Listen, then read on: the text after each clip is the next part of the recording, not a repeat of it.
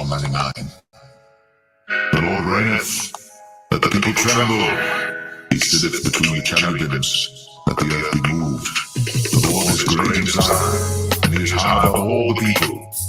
Let them praise thy great and terrible name, for it is holy. The king's strength also loveth judgment. Thou dost establish equity. Thou executest judgment and righteousness in Jacob. Exalt ye the Lord our God, and worship at his footstool, for he is holy. Moses and Aaron among his priests, and Samuel among them that call upon his name. They call upon the Lord, and he answered them. He spake unto them in the cloudy pillar. They kept his testimonies, and the ordinance that he gave them. Thou answerest them, O Lord our God. Thou wast a God that forgavest them, though thou tookest vengeance of their inventions. Exalt the Lord our God, and worship at his holy hill. The Lord our God is holy. Psalm 100. Make a joyful noise unto the Lord, all ye lands. Serve the Lord with gladness. Come before his presence with singing. Know ye that the Lord, he is God. It is he that hath made us, and not we ourselves. We are his people, and the sheep of his pasture. Enter into his gates with thanksgiving, and into his courts with praise. Be thankful unto him, and bless his name. For the Lord is good, his mercy is everlasting, and his truth endureth to all generations.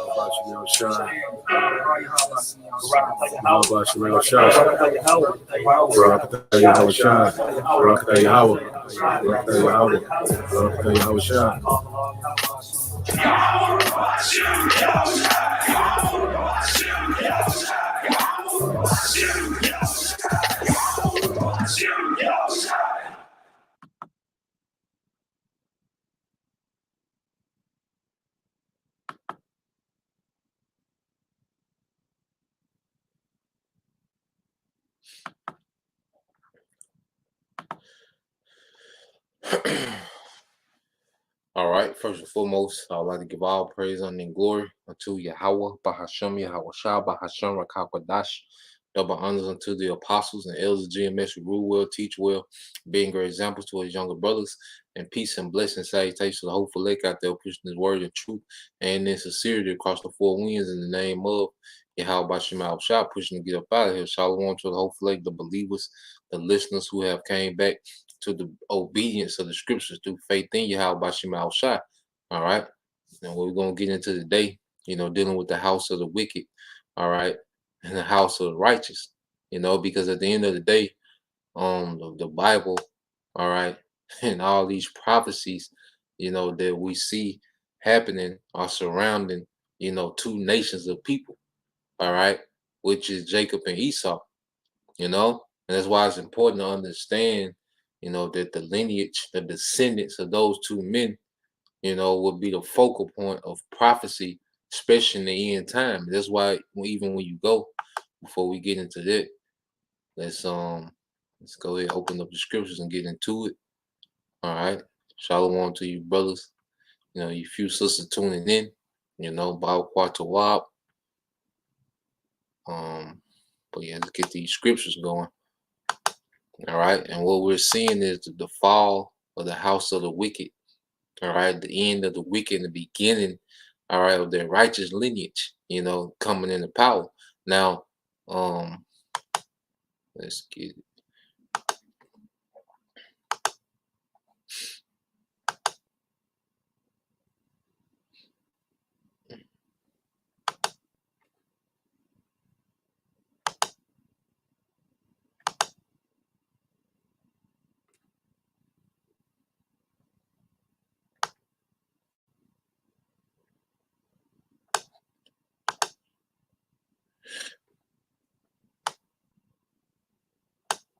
All right. So let's start here with Hebrews, the 11th chapter, because when you go into Hebrews 11th chapter, there's something mentioned that let you know that the blessing, that Jacob received and the blessing that Esau received, will play a part in the times we in now. Now, this is the book of Hebrews, chapter 11, verse 20. By faith, Isaac blessed Jacob and Esau concerning things to come. You see, so Jacob and Esau was blessed, all right? But as we went over before, Jacob's blessing is eternal. Esau's blessing is temporal. You see, and we're coming to the end of this temporal blessing of Esau and the beginning of the eternal blessing of Jacob. And we're descendants, all right, of Jacob, heirs to the promise. You see, Esau, Edom, his descendants, these people that we see that's in power today, all right, they had this thing called white privilege and white, white supremacy. Well, they were just the descendants of Esau receiving the inheritance of their father, all right, their forefather Esau. All right. The Most High did bless Esau to have the fatness of the earth to rule with the sword, and he got it. But it was temporal. So now we're about to see Esau's blessing, all right, end and our blessing begin, because when you go to, all right, and that's what the Apostle Paul was trying to explain, was explaining to the Israelite foreigners. All right, how through Isaac we are heirs of an eternal promise. Now, when you go to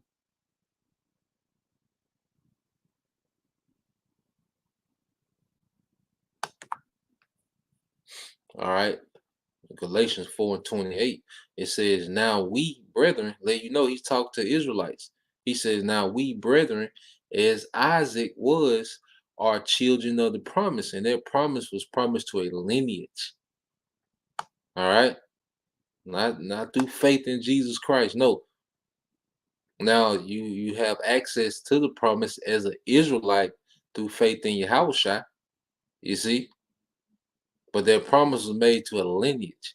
It says, now we brethren, all right, as Isaac are children of the promise, man. So we're descendants of Jacob, which makes us what? Children of the promise, man, through faith in Yahushua. You see? And this is what Esau wants to stop. And Esau wants to try to continue, his wicked rulership, because his promise is ended, but he wants to try to continue it, but it's not gonna happen, man. All right, it's not written that way. And when you go into the scriptures, all right, dealing with the house of the wicked, because we're gonna get to understand what a house is. All right, because you think a household, you think just people, that stay with you. Let's say you have a man, he already has children, and he gives a woman, she has children, they move together in the house, then you'll think, there's a term, would say household, where everyone living in the house, all right, would be of that household.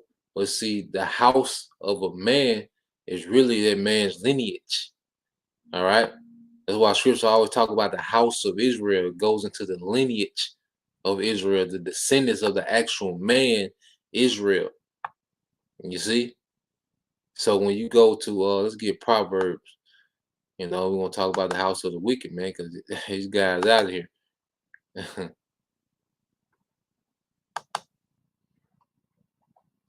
All right, so let's go to Proverbs chapter 3, verse 33. It says, the curse of the Lord Yahweh is in the house of the wicked, but he blesseth the habitation of the just. And one thing I noticed, well, because I just did a word search on house and wicked, and the majority of the scriptures that come up talks about how Yahweh Bashem Al Shai is against the house of the wicked, but he's going to establish, all right, the habitation of the just. You see, he blessed the habitation of the just, man. But how about Shemal Shai is going to bless our rulership. Because Esau, Edom, as we can see, the Most High, all right, is not with this man's rulership. And the earth is fighting against this man. And those are indicated that Yahweh Shemal Shai, this man's rulership is cursed, man. You see? Now, let's get that word house, all right, in the Hebrew, which you already know, the word house is bayath. But let's get some definitions, to get a better understanding. All right, because a man's house is his lineage.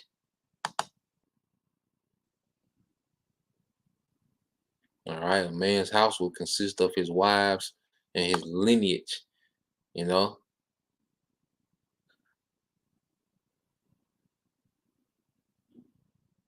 so now when you get that word in the Hebrew, which is bayath, all right.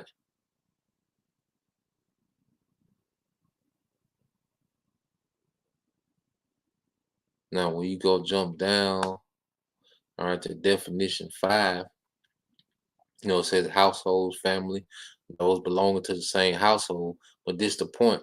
It says family of descendants.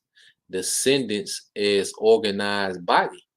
You see, a family of descendants. You see that? All right. So he's talking about the descendants. That's what makes up a house. And you have the descendants of Jacob. All right. You have the descendants of Esau, Edom, and these two nations will be the focal point of prophecy. Now, let's get there real quick. In Genesis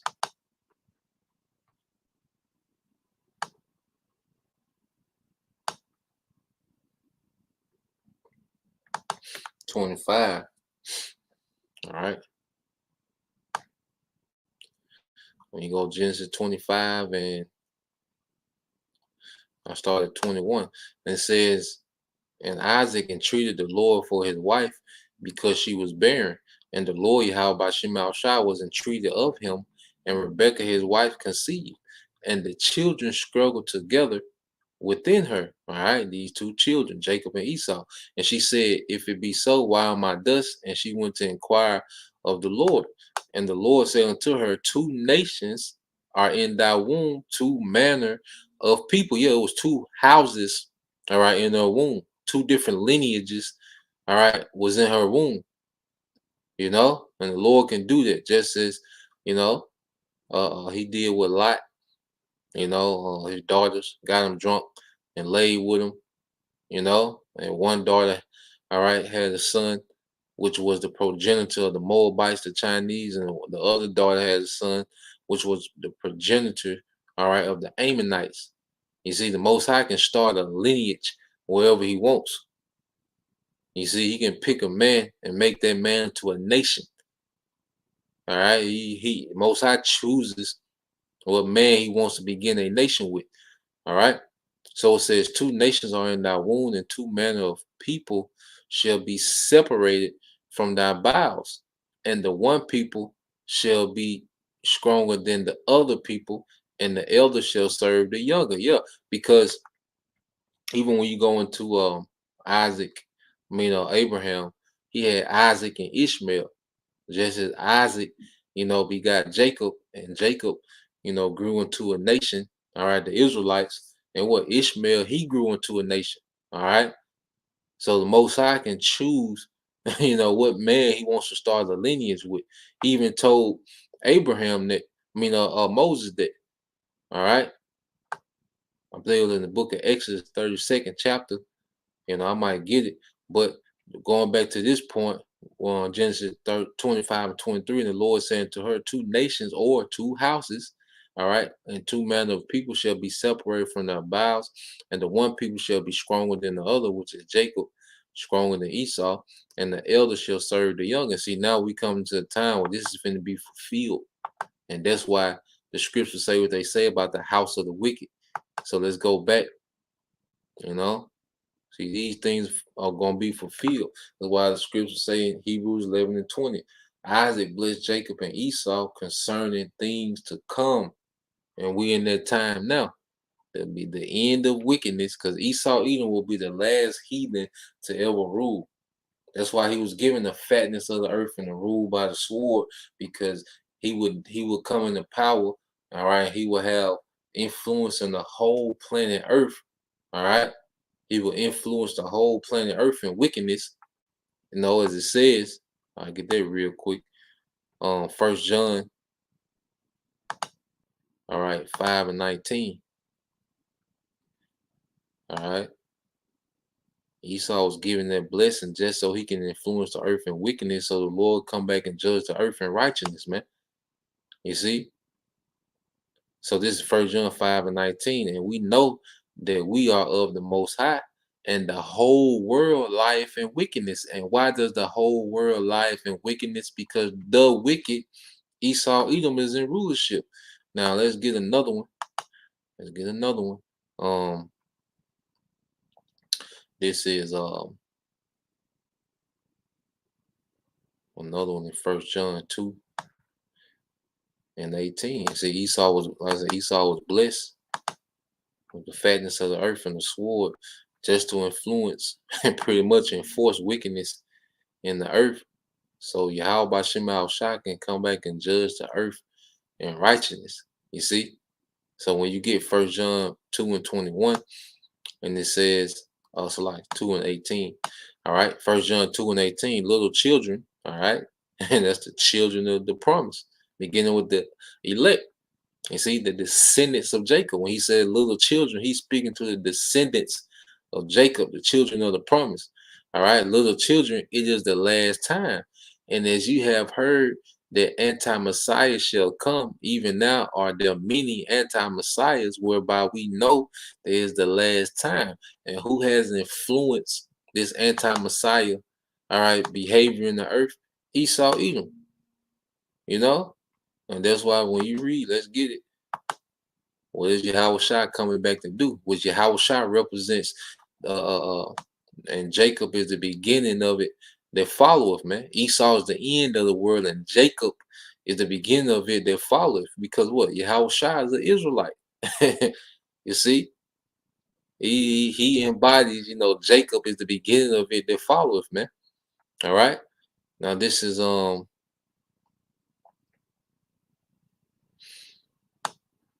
Revelation 19:11, and it says, and I saw heaven open. Yeah, that's Yahweh Shai coming from the spiritual realm, into this realm.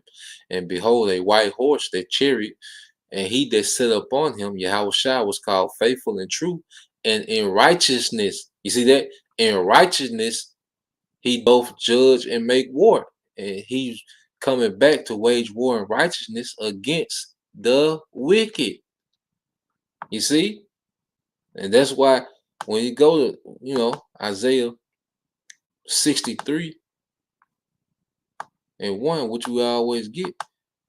So if he's gonna make if he's gonna make war and righteousness, who is he gonna make war with? The wicked. And see, that's one thing about the scriptures. The scriptures, when you go into the prophecies be putting names on it. And that's why a lot of people don't like to deal with prophecy, because the prophecies get specific. This is Isaiah 63:1. It says, who is that cometh from Edom with dyed garments from Basra, and this that is glorious in his apparel, traveling in the greatness of his strength? Yeah, that white horse. You see, and the the multitude of angels behind him. That's him traveling. The greatness of the strength is that white horse, that chariot. I that speak in righteousness, mighty to save. And it says, wherefore art thou red in thine apparel, and thy garments like him that treadeth in the wine fat? I have trodden the winepress alone, and of all the people there was none with me. Yeah, because this is an anti-Messiah society, and it's only a small remnant of people, that are being conformed. There's a small remnant of Israelites that are being conformed to Yahweh Shai. But as we read earlier, what? The whole world lieth in sin. So that's why he says, I have trodden the winepress alone, and that's symbolic to the slaughter that Yahweh Shai is coming with, trying the winepress, and it says, and of the people there was none with me. This society is anti-Messiah. For I will tread them in my anger and trample them in my fury, and their blood shall be sprinkled upon my garments, and I will stain my raiment. For the day of vengeance is in my heart, and the year of my redeem, all right, is come. You see? So Yahweh Shai is coming to Esau, Edom. That's the main nation that he's coming to make war with in righteousness, because this is the house of the wicked. This is the lineage of the wicked. You see?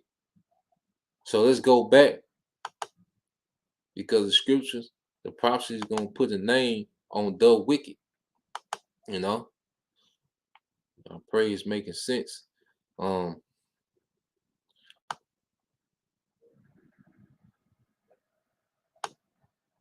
in Proverbs 3:33, 3:33 again, it says the curse of the Lord Yahweh Bashem Shai is in the house of the wicked. Yeah. So let's get another prophecy, just to put link Esau Edom up, with the wicked.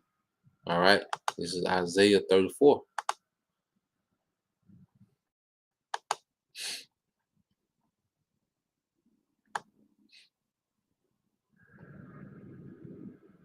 All right. So let's get Isaiah 34. And 5. This is Isaiah 34:5. It said, "For my sword shall be bathed in heaven. Behold, it shall come down upon Idumea." And just to prove that Idumea, speaking of Esau Edom, that's the Greek way of saying Esau Edom. Let's get the word Idumea. All right, which is in the Hebrew is Adam or Adawam. All right, and what does it say? Edom. All right, Edomite, Idumean, descendants. You see, there go their house. All right, descendants of Esau. You see, so in these latter times, let's read this. Let's read the prophecy again. Now read it will understand it. All right, descendants of Esau. All right, Idumea. Now let's read the prophecy again. And make it plain. Remember, I don't know if y'all pastor used to y'all church, how the deacons and the mothers of the church used to ad lib when the pastor was preaching. Especially deacons, they used to say, "Make it plain, pastor." And we're gonna make it plain, man. All right. So now, when you read Isaiah 34:5, it said, "For my sword, which is the nuclear missiles, shall be bathed in heaven." And the bathed in heaven is the atmosphere. All right, because those nuclear missiles, they're not going to be shot, on a trajectory, like you see a football thrown. No, the missiles are going to go straight up into the atmosphere, and they'll be constantly going in that direction. All right, that they're being shot in, and then as they fall down, they're gonna go towards the direction they falling in. But it's a very, it's a very vertical trajectory that those missiles are on. So they're gonna go way into the atmosphere, all right, be bathed in heaven, then come down, all right. And where it's gonna come down, I said, "For my sword is bathed in heaven, behold, it shall come down upon Idumea, the descendants of Esau Edom." So it's a lot, because the Yahweh Shema Shai knows what the concentration, all right, of Edomites are. And that's why America gonna be completely destroyed, you know completely destroyed by all these other, these EU nations and these other cities that's heavily populated with Edomites. They're gonna get hit too by missiles and the chariots. All right, it shall come down upon Idumea and upon the people of my curse to judgment. Yeah, so it links Esau Edom with who, man? The wicked. All right, the house of the wicked. So now let's go from there. Let's get on Proverbs 12.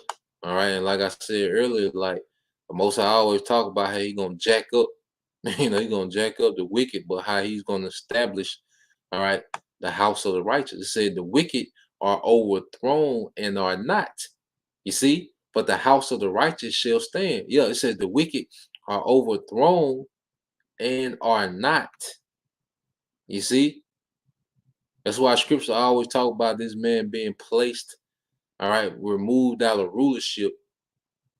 And then eventually he's going to be actually done away with, which you're going to get that. You see?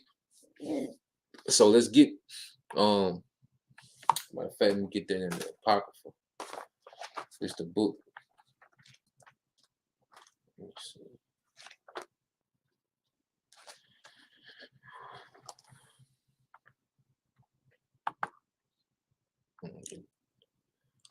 The book of Sirach.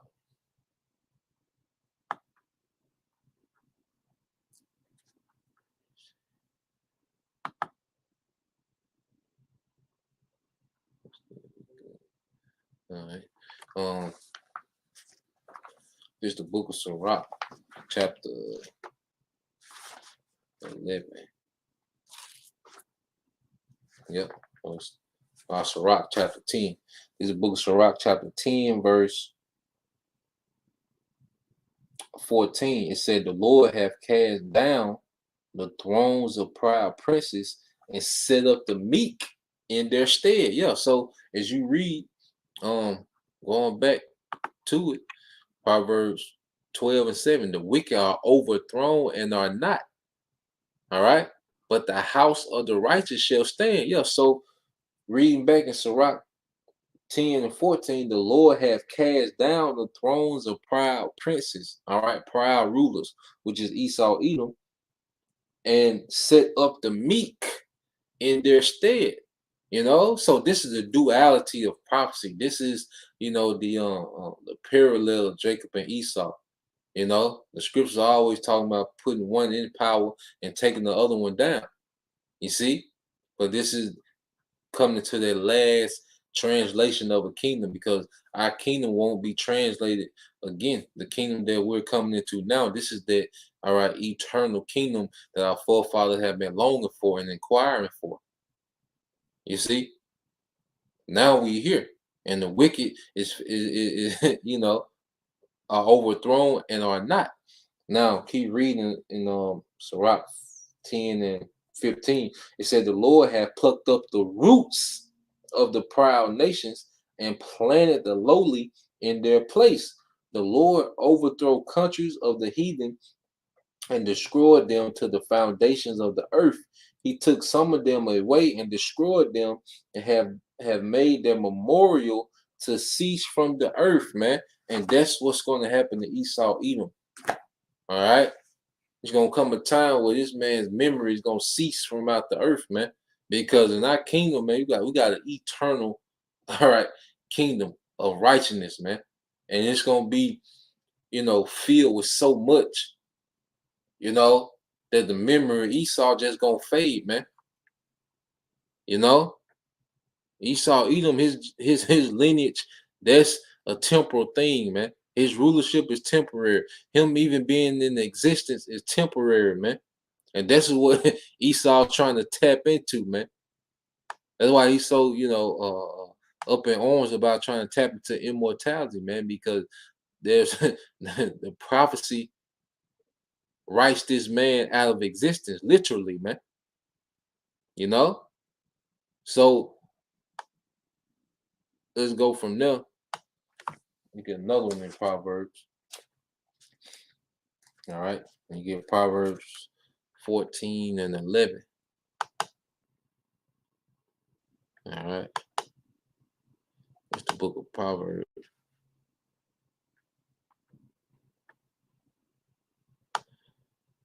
It's the book of Proverbs, chapter 14 and 11. It says, the house of the wicked, you see that, shall be overthrown. Moses is always talking about overthrowing the house or the lineage of the wicked, man. It's constantly being reiterated. But the tabernacle of the upright shall flourish, man. And what tabernacle is that, man? Let's get that tabernacle,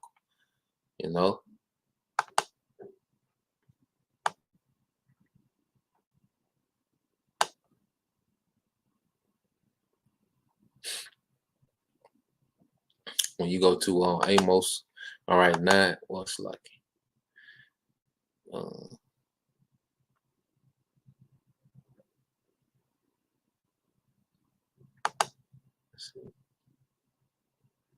right. Amos 9. And it's spiritual, because when you see the top, the title, these precepts, it says the Most High's judgment is unavoidable. You see, and Esau trying to he trying to avoid that judgment, man. It said the Most High's judgment is unavoidable. You see, now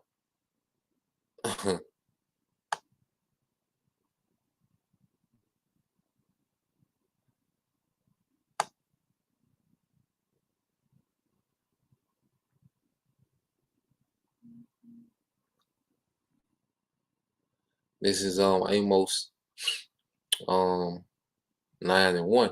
It says, I saw the Lord standing upon the altar. And he said, smite the lintel of the door that the posts may shake and cut them in the head. Yeah, because the scriptures talk about, all right, Esau's head being wounded, the head of the serpent, being wounded.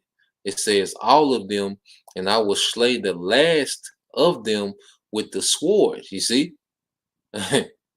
Remember the sword bathed in heaven?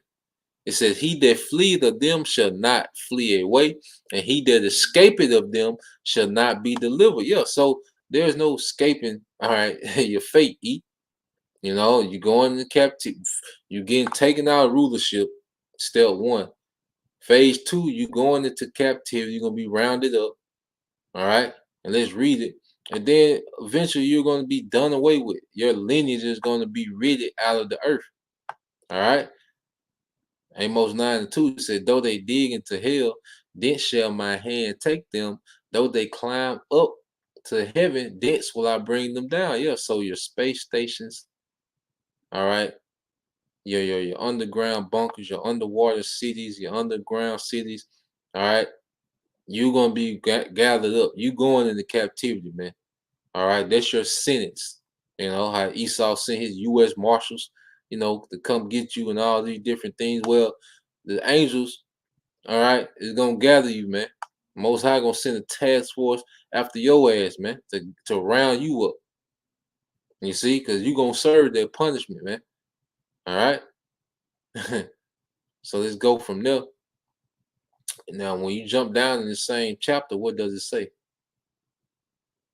In the same chapter, what you get into, as it talks about gathering this guy up. You go down here, these, all right, group of precepts is called what? The restoration of Israel. You see that?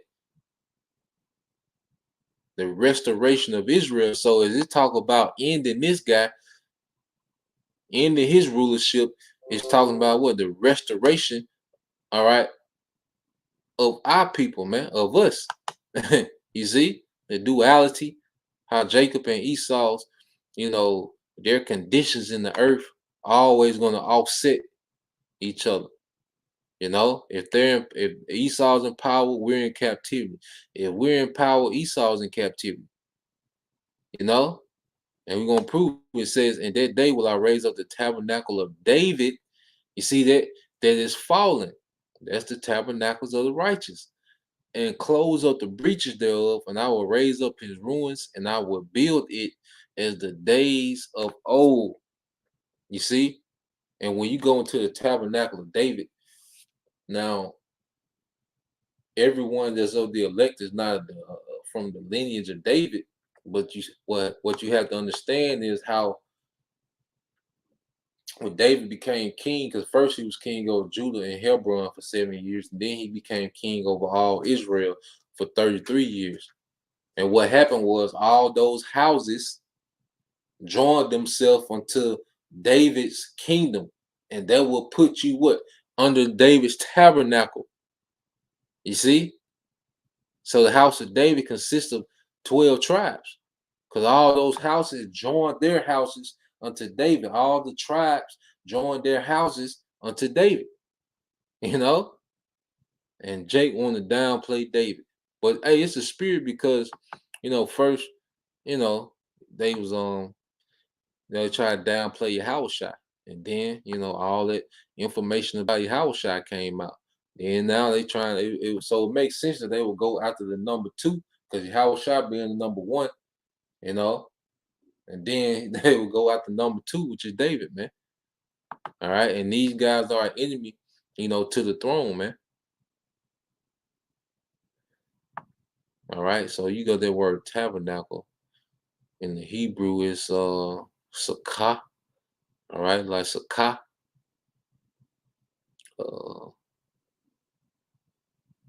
Does it give us something? Yep. But it says, we go to the strong definition. It says a booth, a cottage, a covert. Now, covert is for what? Protection. You see? So the tribes came under the same dwelling as David. They covert. They came up under, pretty much the protection of David, because David was, protected by Yahweh by Shema Shai, and the tribes came under that covert, all right, of David, all right, pavilion. You see, and that's what really makes up what the tabernacle of David that we see being raised up, that dwelling, all right, of the elect. So let's go back to it just to read it again, trying to point home.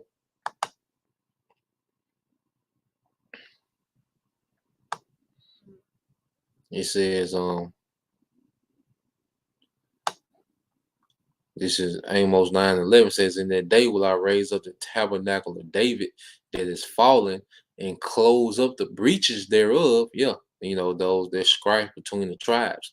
That's why you see all these camps with all different tribes and those brothers in it, man.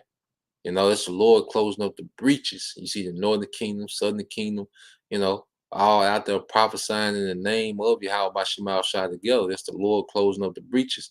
And I will raise up his ruins, and I will build it as in the days of old. You see? But then look what it talks about now, that they may possess the remnant of Edom. Now we know we're going to possess Edom, in captivity, the remnant of the Edomites that are gathered, into slavery. And then eventually we're going to possess that land, because he's going to be done away with. He doesn't have an inheritance, man. You see, he's living out his inheritance. His inheritance is almost expired. You see, his inheritance came with a expiration date, and we almost at that date. It says, and all the heathen which are called by my name, said the Lord Yahweh Bashem Al Shai, that doeth this. So, matter of fact, yep. I read 13, said, behold, the days come, said the Lord Yahweh Bashem Al Shai, that the plowman shall overtake the reaper. Yeah, and that's Jacob overtaking Esau. All right, because right now we're in a position where we're the plowman.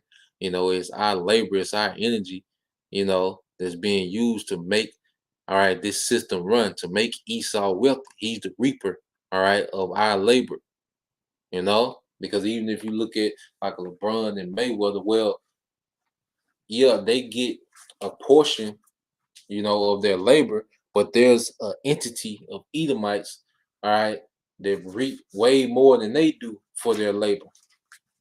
You see? And it says, and the treader of grapes, him that soweth seed, and the mountains shall drop sweet wine, and all the hills, all right, shall melt. Yeah, that's the nuclear destruction. And the mountain that's going to drop sweet wine is the government of Israel, all right, that's going to enforce the law. It's going to push the law. That's going to be a sweet wine, because see, it's going to be a sweet doctrine.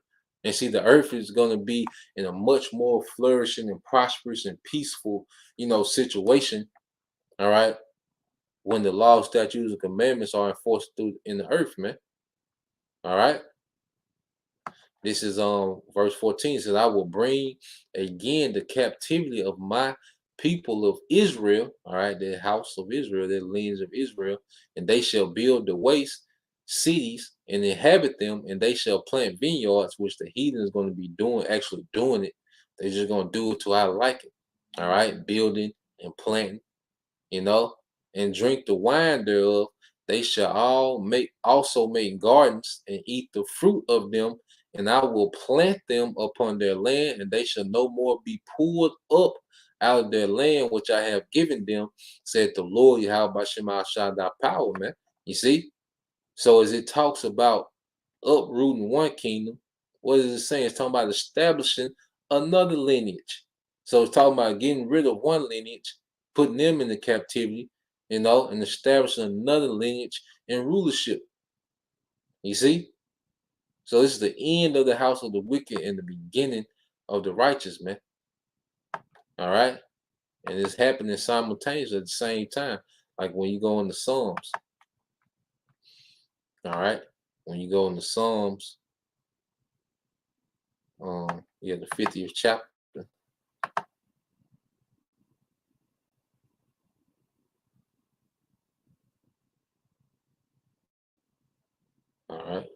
You go to Psalms.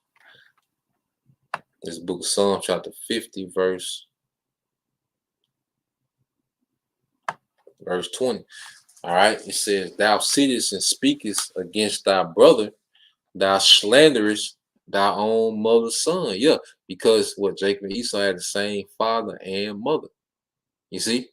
So speaking of Jacob and Esau, it's always the scripture always revolve around a conflict between these two nations, man.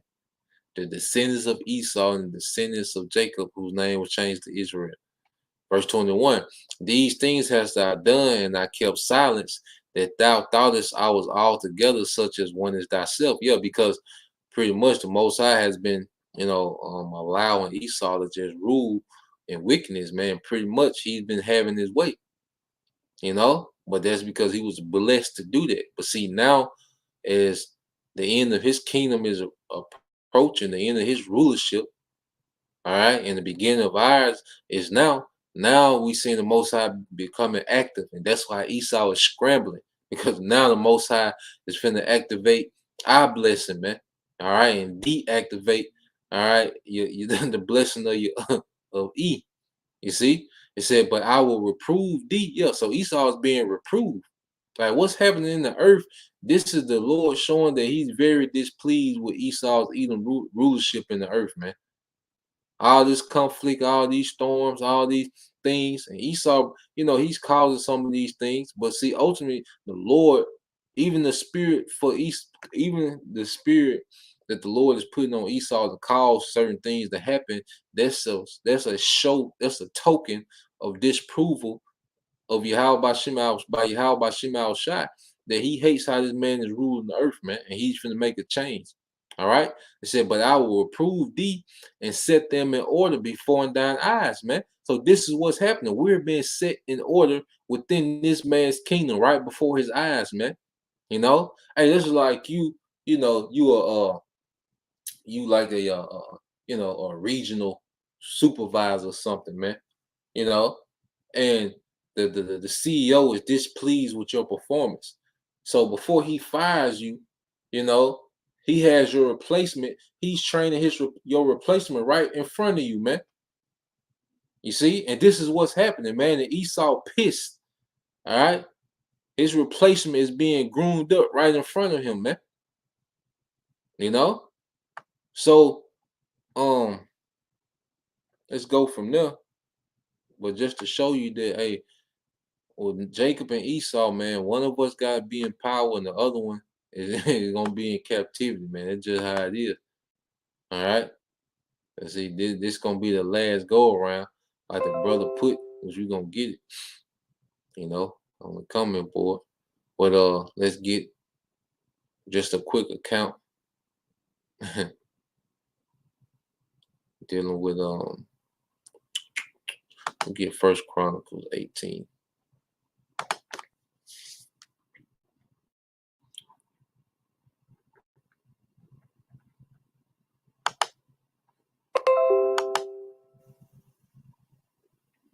Yeah. So you get the book of First Chronicles, chapter 18. I'm gonna get to the point. All right, that's when David, was pretty much, subduing all these heathens. Now this is First Corinthians 18:11 said, "Them also King David dedicated unto the Lord with silver and the gold that he brought from all these nations, from Edom and from Moab and from the children of Ammon, from the Philistines and from Amalek." All right, so David was on their ass. You see, David the Great. All right. What the hell Jake talking about, man? David was on their ass, man. All right. Edom, Moab, Ammon, Philistine, Hamites, Amalek. These same people that own Google and the banks and got all these high positions in society and all this influence and you know over all these resources and pipeline. King David was on their ass, man. All right, had them niggas in servitude. You see, verse 12. Moreover, Abishai the son of Zariah slew of the Edomites in the valley of salt, 18,000. And he put garrisons in Edom, and all the Edomites became David's servants. Thus, the Lord, Yahweh Shema Shai, preserved David whithersoever he went. Yeah, so the house of David had the house of Edom in captivity. You see that?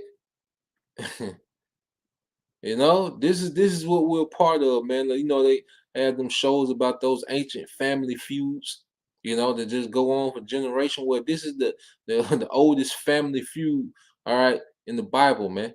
All right, you can even trace it all the way back to Cain and Abel, all right, to Adam and the serpent, man. And we're gonna link it. We gonna link that. The prophecy link everything, man. You see? Now let's get that in Habakkuk. Since I said that, let's link it, man. All right, let's get Habakkuk 3.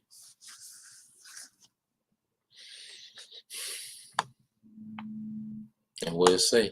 God's deliverance of his people. You see that?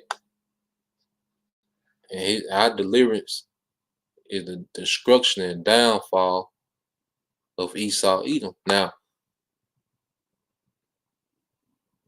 this is Habitation 3 and 12. It says, thou didst march through the land and in the nation. Yeah, that's going to be those chariots led by Yahweh Shai. All right? Marching through the earth, man. It's that army, those chariots, fleet of chariots coming in the earth. And it said they marched through the land and in the nation. Thou didst thresh the heathen in anger. Yeah, those chariots going to be getting down, man. Verse 13. Thou wentest forth for the salvation of thy people. All right? Even the salvation with thine anointed. You see that? And this is Yahweh Shai, second coming. Thou wouldest, it's like it, thou woundest the head out of the house of the wicked. And who is that? Amalek. Thou woundest the head out of the house of the wicked by discovering the foundation unto the neck. Now, it said thou woundest the head of the house because of the lineage of the wicked. Amalek has become the head. All right. Those are the elite bankers. All right. They finance this wicked anti-Messiah empire. They are the ones, they're the think tank. They make the decisions, the decrees that go forth in the earth. All right. They're doing this, man. What we seeing happening now is these guys, this wickedness that we see happening in the earth, things that you can't even speak on on this platform like that. The head Amalek is doing, but see how Shai's coming to wound their head, take them out of power, put them in captivity, and eventually, all right, they're going to be done away with. It says, thou wentest forth for the salvation of thy people, even for the salvation with thine anointed. Thou woundest the head out of the house, all right, of the wicked. Now, let's link that all the way back to Genesis, man. This has been the ongoing battle of the righteous and the wicked, man. And see, the wicked is going to be done away with for good. Now, when you get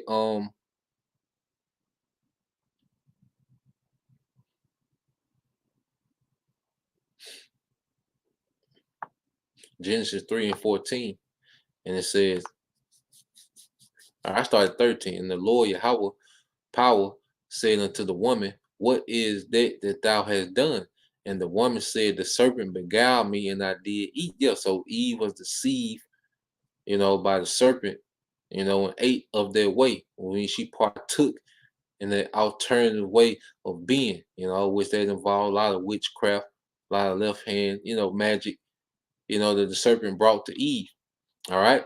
It says, and the Lord Yahweh Ba'Shem Al Shah said unto the serpent, because thou hast done this, thou art cursed. Remember that? The people of my curse above all cattle, which is above all nations. No one is cursed above Esau Edom because he has, descendants of being exterminated out of the earth. So he's cursed above all, even all the other heathen, man. It says, and above every beast of the field, upon thy belly shalt thou go, which means he's going to be in a lower state. All right, in the kingdom, he will have the lowest. All right, he will have the lowest office. He will have the most break backing, dangerous jobs in the kingdom.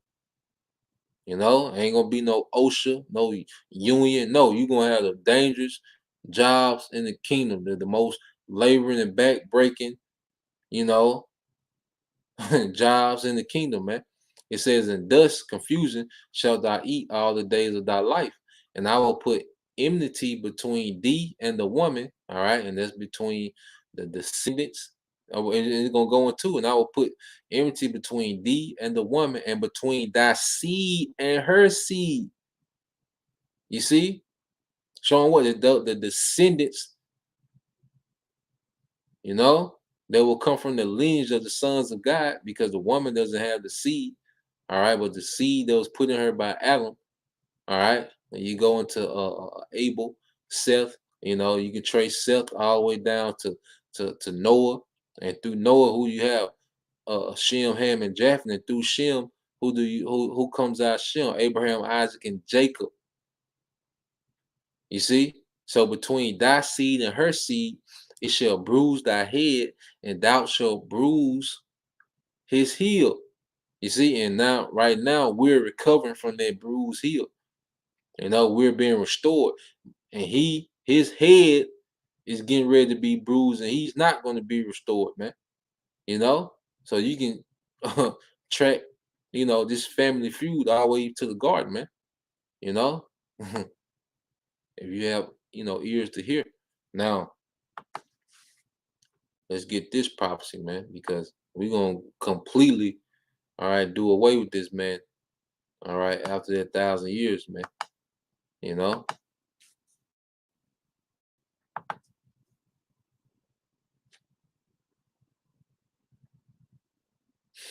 Let me read this from the brother. All right, this is from the brother Yashamai, tribe of Judah. This is Lamentations 4:21. And it says, "Rejoice and be glad, O daughter of Edom, thou that dwellest in the land of Uz. The cup also shall pass through unto thee, and thou shalt be drunken, and shalt make thyself naked." All right, and that's what we're seeing happening, man. Esau becoming bare. You see his intentions, what he really wants to do.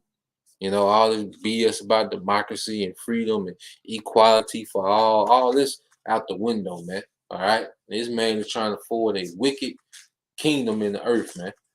All right, and it says, verse 22, and it says, "The punishment of thine iniquity is accomplished, O daughter of Zion." You see, the scripture always put these two houses, all right, their prophecies are linked, our prophecies are parallel to each other, man. The prophecy concerning Esau, prophecy concerning Jacob, they go hand in hand. Hold on. So it says, "O daughter of Zion, he will no more carry thee away into captivity. He will visit thine iniquity, O daughter of Edom." All right. Hold on. Come on, nigga.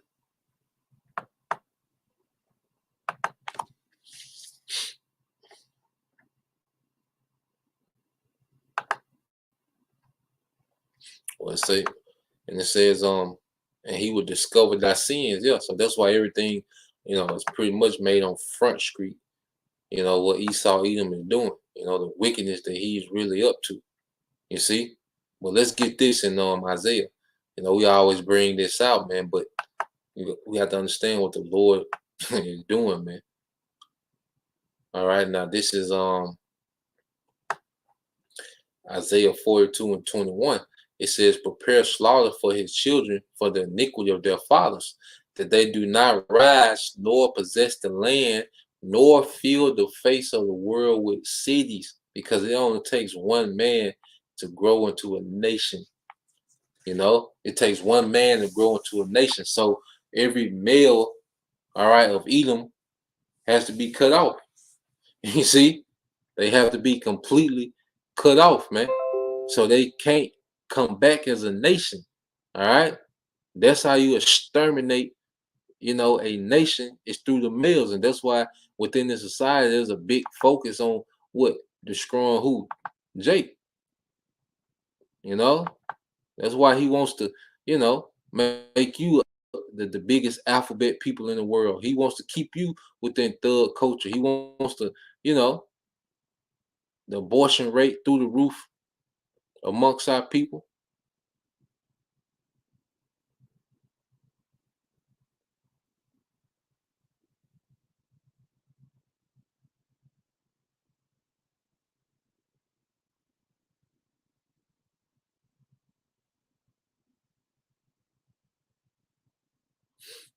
Now,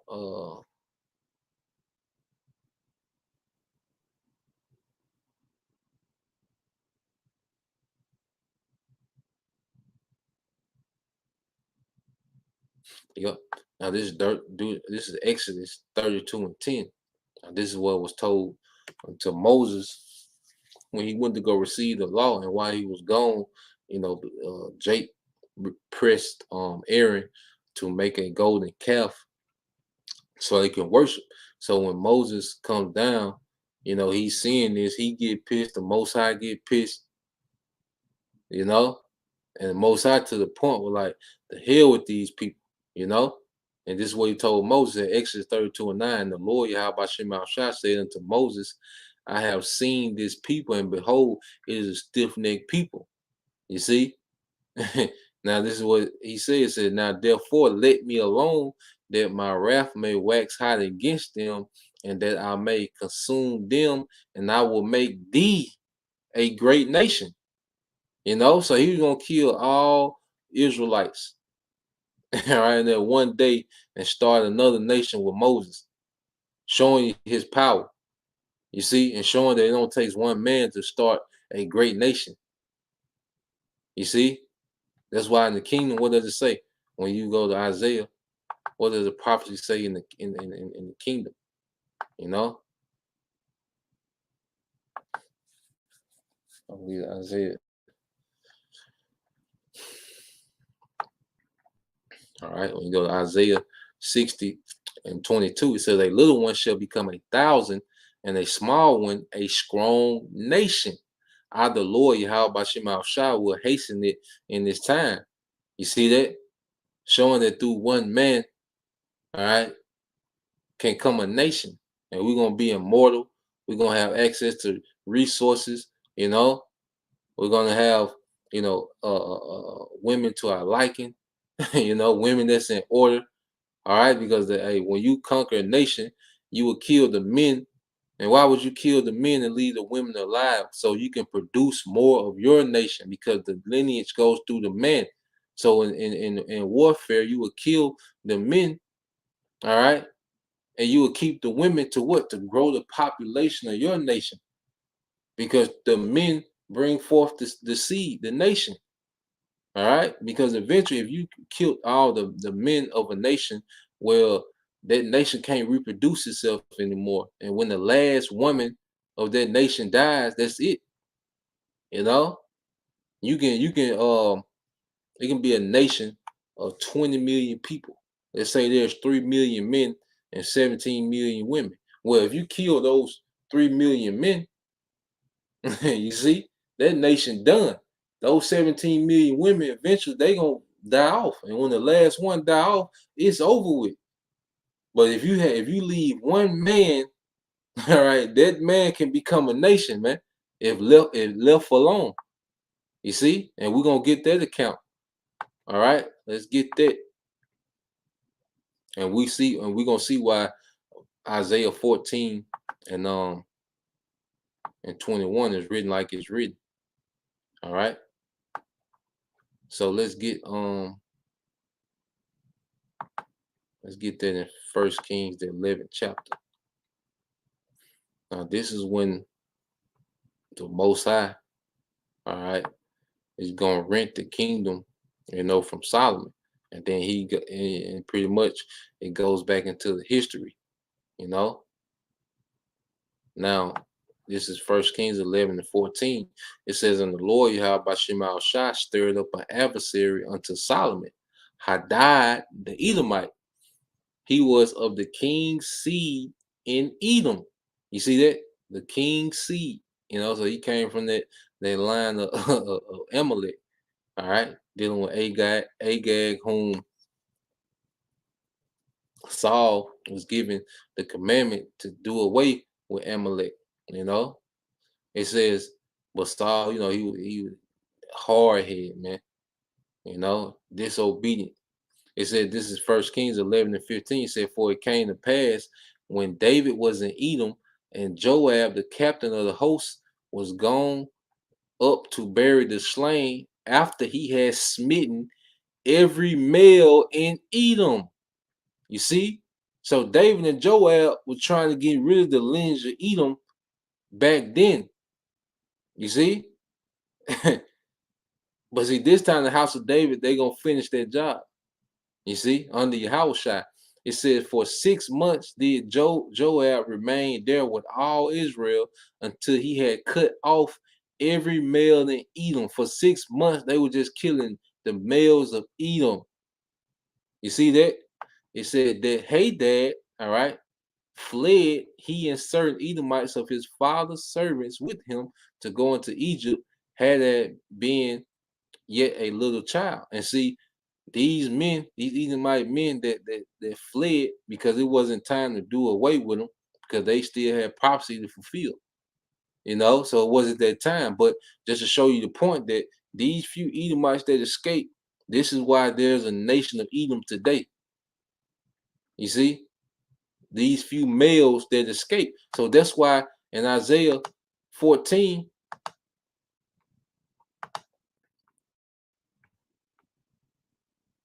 and this is why even when you go back to the times of Moses, what was they doing? They was killing the Hebrew males. All right. But see, even those women back then show you those women were really for the nation. They understood, you know, the value of a man. You know, those Israelite women, they wasn't killing those babies, those male babies. They didn't care what the Pharaoh's talking about. They weren't killing, you know, those male babies. All right. But show you that the woman is the enemy now. They abort the babies, man. They don't even know what it is yet. They just abort it. You see? Now this is Isaiah 14:21, it says, prepare slaughter for his children for the iniquity of their fathers. All right, because they are their forefathers coming back, and they just paying for all the wickedness that they've done, you know, within their existence. That they do not rise nor possess the land, nor fill the face of the world with cities. For I will rise up against them, said the Lord Yahweh Hashem of hosts, and cut off from Babylon the name and remnant and son and nephew, going back to those males, said the Lord Yahweh Shema Shai. I will also make it a possession for the bittern and pools of water, and I will sweep it with a besom of destruction, said the Lord Yahweh Shema Shai of hosts. Yeah, see, this time the Most High not gonna miss none of you Edomites, man. The remnant of you going to captivity, then eventually you're going to be done away with, man. All right. Matter of fact, and read verse 24, it says, the Lord Yahweh Shema Shai host have sworn, saying, surely as I have thought, so shall it come to pass, and as I have purposed, so shall it stand, man. And Esau Edom's trying to fight against it because he knows in the scriptures he through. He's written out the script. You see? Then we go to Job 18. This man has written out the script several times, man. You know? And so you got to think, you have to have a mindset of the ancient world to really understand the book. All right, the ways of the East.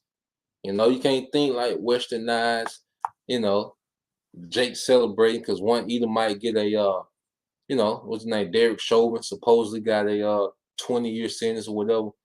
You know, Jake celebrating like they just got some great victory. No. All right, there's not justice, man. When you can exterminate a nation, that's gonna be justice, man. When this man, when we able to kill all the male, the house of David finally gets to kill all the male and eat them, that's gonna be a justice, man. All right, Jake got this westernized, you know, just through. The West is very watered down and everything, man. All right. All right, so this is Job 18:16. It says, his roots shall be dried up beneath, and above shall his branches be cut off. Yeah, because that prevents that, because like if you cut down a tree, you know, you can cut the branches down, but if you don't remove the root, it's gonna grow back, and it'll grow back bigger. You see, you gotta get the roots, and that's gonna be all his males. The males are the roots of a nation. And it says, his remembrance shall perish from earth and shall have no name in the street. You see that? No name in the street. All right. Ain't gonna be no Edomite. All right. No house of Esau, no house of the wicked. Oh, it's gonna be over with. He shall be driven from light into darkness and chased out of the world. He shall neither have son, you see that, nor nephew among his people, nor any remaining in his dwellings, man. All right, through. Going back to the males, verse 20. They that come after him shall be astonished at his day, as they that went before or affrighted. You see, surely such are the dwellings of the wicked, and this is the place of him that knoweth not the Most High, man. He done. All right, and this is what Esau trying to buck up against and try to alter the ending of the script, all right, the end of his script, because we just gonna get started, man. We got an eternal. Our script don't end. You see? So yeah, Esau done. I'll get this one ended here. You know?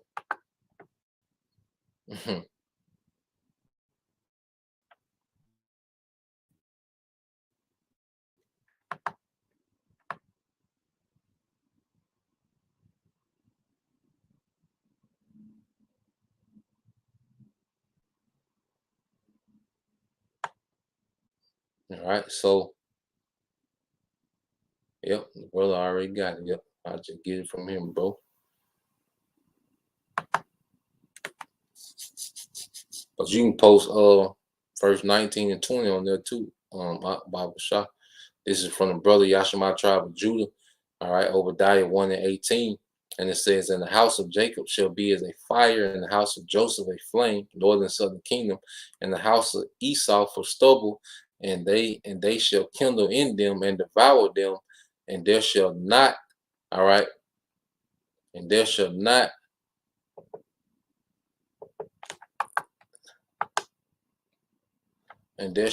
be any remaining of the house of Esau, for the Lord Yahweh Bashim al Shah have spoken it. You see? Through. All right? Completely through, man. Completely eradicated. We gonna get rid of the real weed in the garden. Esau, Edom, he's that weed in paradise, man. He's a hindrance, all right, to paradise, man. So reading verse 19, it says, and they of the south shall possess the mountain of Esau, and it's going to Judah, because Judah dwelt at the southern, the most southern part of Israel. But you have Ashdod, called Ashdod. That's what Judah dwelt, So they're gonna absorb, that land, all right, of ancient Edom. And it says and they of the south shall possess the mountain of Esau, and they of the plain of the Philistines, and they shall possess the fields of Ephraim and the fields of Samaria. Yeah, and that's the northern kingdom. It means we gonna get our land back. The northern kingdom dwelleth in Samaria. All right. And it says, and the captivity of this host of the children of Israel shall possess that of the Canaanites, even unto Zarephath, and the captivity of Jerusalem, which is in Shapharad, shall possess the cities of the south. And matter of fact, yeah, we put 21. I think that's the point. I'll get this one real quick. All right, from brother El Kazak, Shalom, Zaquan, Yahabashima Shah, Barakatah. It said, thus said, this is Ezekiel 35:14. It said, thus said the Lord power, when the whole earth rejoices, I will make thee desolate. Yeah, it's going to be through. All right. Because the earth is going to be rejoicing in the righteous kingdom. Like even within the captivity of nations, they gonna see a righteous kingdom up and running and functioning, man. And then eventually they're gonna get to enjoy, their own lands, these other nations. All right, but they're still gonna be subject and servants unto us. You see, it ain't gonna be that tight, rigorous rule of their first 1,000 years. So they're gonna come into a point where they're rejoicing within the righteous kingdom. All right, where Israel is ruling under Yahushua. You see, but when this is happening, Esau is gonna be rounded up and out of there, son. You see, verse 21 is Obadiah 1 and 21. It says, "The Savior shall come upon Mount Zion to judge the mountain of Esau, and the kingdom shall be the Lord's." You see, and the kingdom shall be the Lord's. All right. So this is what we're coming into, man. This is what Esau Edom, trying to prevent. But it's not gonna happen, man. And everything that he's doing to try to keep himself in power, he pushing himself, he's digging a deeper hole, man, and he's just fulfilling more prophecy, man. There's nothing that he's getting ready to do that's not written, because we know he's gonna keep coming, with his narrative about, the thing, that you need to take the potion for, and it's gonna lead to the MOTB and World War III, and we out of here. You see? So we right on track with prophecy, man. You brothers and sisters, stay in tight, stay locked in. Hey, it's time to make you move, man. You brothers, you few sisters out there, man. Hey, this is it. We where the victory is, man. All right. This is where the victory is, man. So Lord will you brothers and you few sisters edified.